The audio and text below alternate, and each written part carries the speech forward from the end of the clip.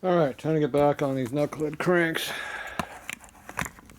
Keep getting interrupted and not getting them done, but I need to get them done. So, I'm going to work on them. First thing I do is measure all your bearings and see what clearances we're going to have to come up with so we know what size to cut the rods to. We know they're out around a little bit.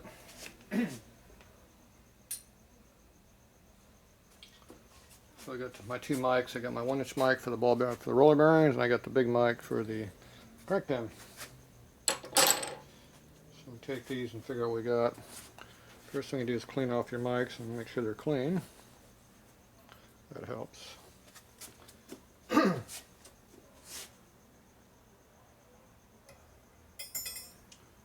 just lost one of the rollers. There's another roller just fell off too. So these are the S&S bearings set up here. So we just go ahead and measure these and see where we're at. There goes another roller. Keep losing all our rollers. Looks like we're about 2/10. 2/10 there. 3/10 on that one. And that one is 2/10. Okay, so we're 2 to 3/10. Looks like we lost 3 rollers. 4 rollers. 5, 6 rollers now. Yep. I don't like these S&S setups here, but they're a pain in the ass. So now I gotta put all the rollers back in and put them back on the crank pin, but I gotta measure that crank pin before I do that. So crank pin should be 1.25 inches, so it's 1/250. More likely it's going to be undersized somewhat.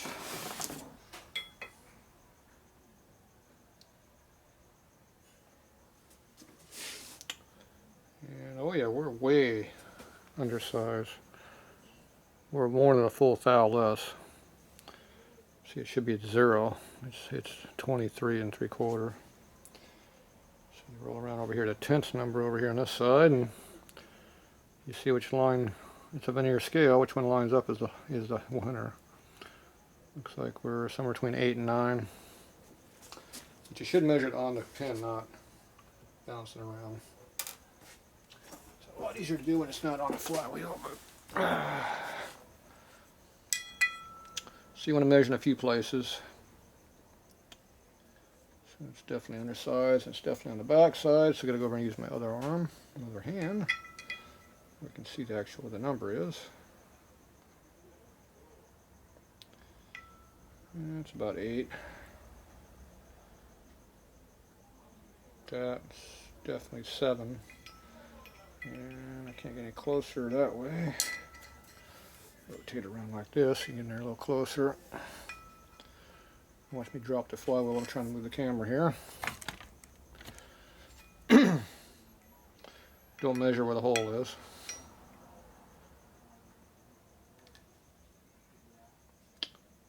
It's pretty small. It's 7 again. Appears to have some taper in the crank pin. That's almost 8.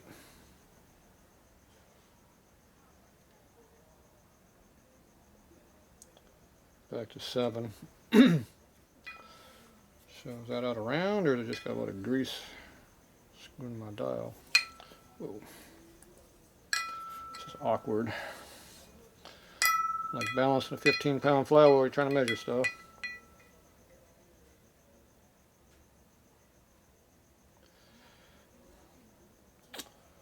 We're definitely over 8, almost 9. So we're basically we're 1/4 thou out of round. Pretty bad. It's not good. S&S quality sucks. 8/10 there.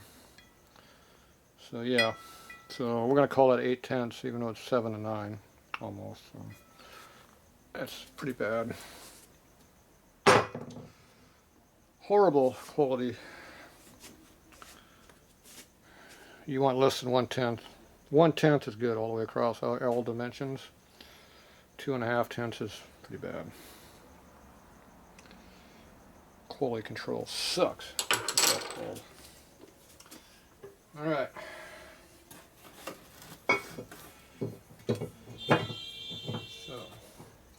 put our bearings back all together and get up on the top of that crank pin. That's going to be the fun part. Now, where'd all the rollers go? Bouncing around here somewhere.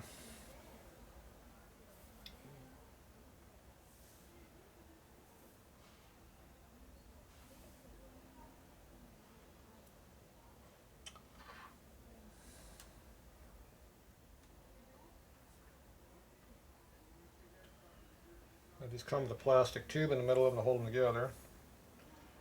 And I don't have that, so, well, I probably could find one if I looked hard enough, but we have grease. The grease is in here already, so it should be enough to hold it. The rollers go from the inside out. It's just a matter of putting them in there like that. So there you go, they go in there like that. You put on top of your cage, put that cage on top of that cage, then you pick up the whole group without losing anything, like we just did.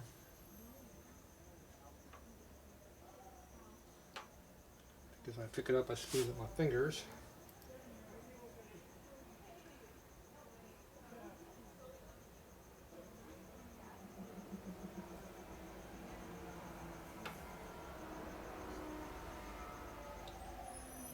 Push that one out again with my finger.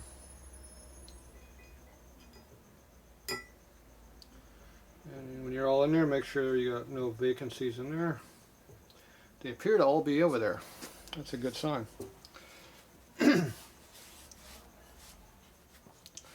Alright, so now we have our pin diameter is instead of being 1.2500, which is what it should be, minus whatever clearance you want to run. I run 9/10, so that should be, that would make it 124 and 0.1, 1/10. That gives you 9/10 clearance. So that's 1491. Fourth digit's 1. Okay, that's what you run if the bearings were standard. These bearings are not standard, they're actually 2 to 3/10 undersized. So you take 4/10 off that number. So now you got bearing clearance built into your roller and built into your crank pin. So what we should have now is you got 4/10 less than your 9, that makes 5/10. So the crank pin should be 5/10 undersized to be the correct clearance if these were at 1.25 or 1 5/8 inch, 1.6250. A lot of numbers there, doesn't it? Because after you put the 3/16 bearings on each side, that's 3/8 inch plus 1.25 inch of 1 5/8. It's all math. So right now this should be a half a thou under the 1 5/8. If that crank pin was correct. The crank pin is not correct. It was we're going to go with 8. So that's 12/10 under, which screws up everything. So now you got to take that 12/10 and add it to your 5/10 and give you a number on the other side. So all those numbers making confusion to anybody yet? Yeah. So, easy to do it in your head if you're not so tired. I'm pretty sure it's all screwed up right now. So we're going to take a piece of crappy paper here laying around. So we got 1.488. That's 12/10 under. No, that's 12 thou under, you dumbass. This is for, what am I doing here? It's 250, it's 248.8.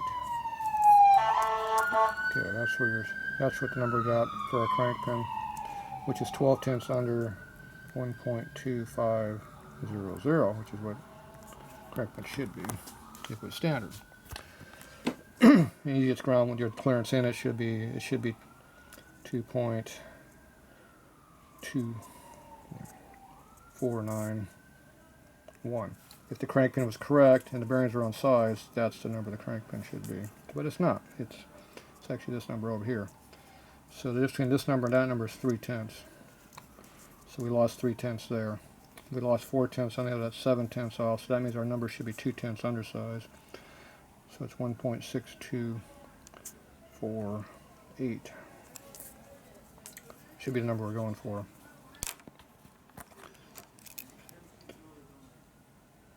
If I'm correct, which I think I am. So this here we want 9/10 clearance. That's what we get. So the easiest way to figure this out, not confusing everybody, I'm sure everybody's confused already, right? Now we forgot our rollers. Our rollers are 3/16, which is 0.1885, or 18, no. What is it? 875. What am I looking at? I'm all screwed up right now. It's 187.5.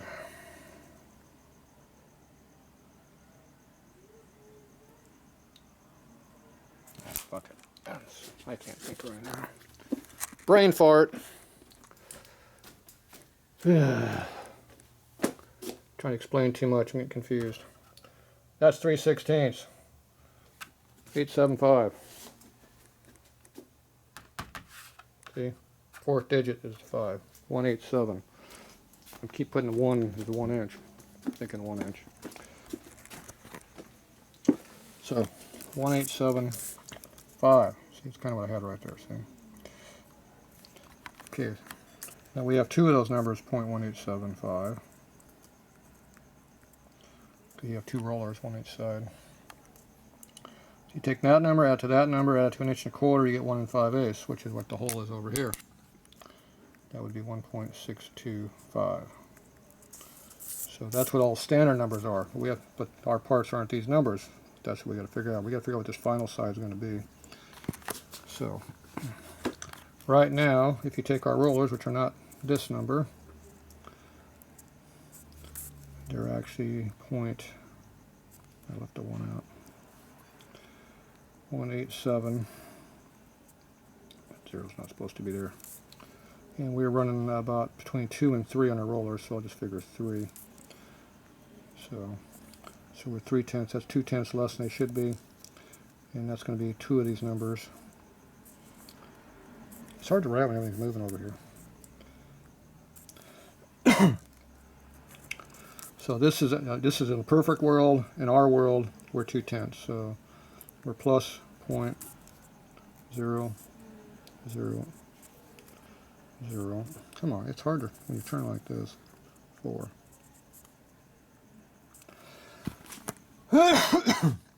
Great, now my throat's getting in there. So we got to take 4/10 there. Our crank pin over here, so we have 3/10 in here, because we're supposed to be 491, we're actually 488. So you got plus 3/10 over here. Now I'll put it down here, plus 0.0003, fourth digit. So we got 3/10 and 4/10, that's 7/10. I only want 9/10 clearance.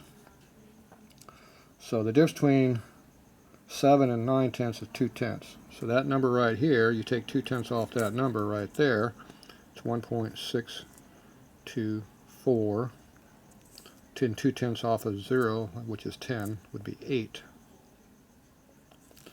So this is the number we're looking for this rod, with a standard bearing in it, or the rollers we got.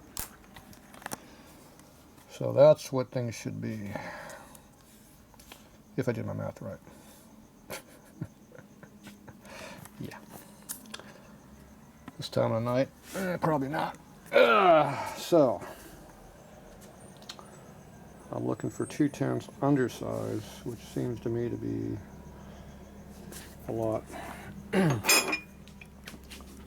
Alright, so now we go over here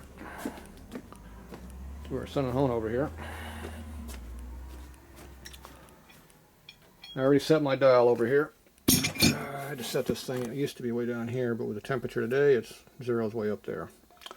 So this here, the rod goes on here, it squeezes these rollers right here, and it changes that number right there. See? So we'll take this rod, we'll put a rod on here, and you go like this, and you rotate it, and see how far out around it is. So the plus number on this side, or negative number, is over our 625, and under is under that. So let me kill that light. So we want the number to be 8, which would be under here. So right now we are almost at 8 right there. But up here, we're 3/10 up. We're half a thou out around. Because this rod's not very good. It's S&S rod. So we're looking for 2/10 under to be what we want. And right now we're there. So this rod is a little on the tight side, going by my math right now, which I am going to be double checking, because it seems like that's not what I want, but it probably is.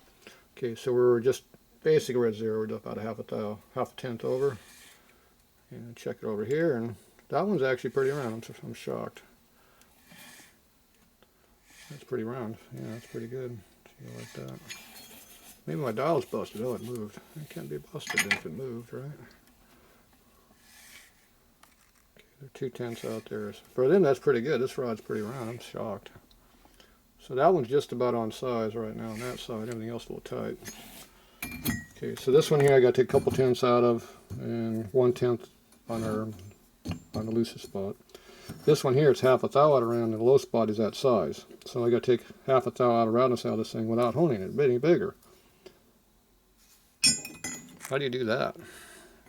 Carefully. It's out of round. The hone will take out a round out pretty quickly, but probably not that much. Alright, so I'm going to go ahead and hone these out and try to get my number I want, and if I can make this rod look good enough with what I come up with, then I'll run it the way it is. This rod I shouldn't have no problem honing. If I can't get what I want, I'm going to have to go to an oversized bearing. And I'm not sure if I have those rollers, because those are late style bearings, and that whole setup is not normal parts. That is some manufacturer's interpretation of an old bearing set. The old bearing sets are down under here. Well, these aren't really old. These are new bearing sets. These are modern bearing sets. These are from these are 90s on up style. These are 70s on up, and 50s on up is the ones I like.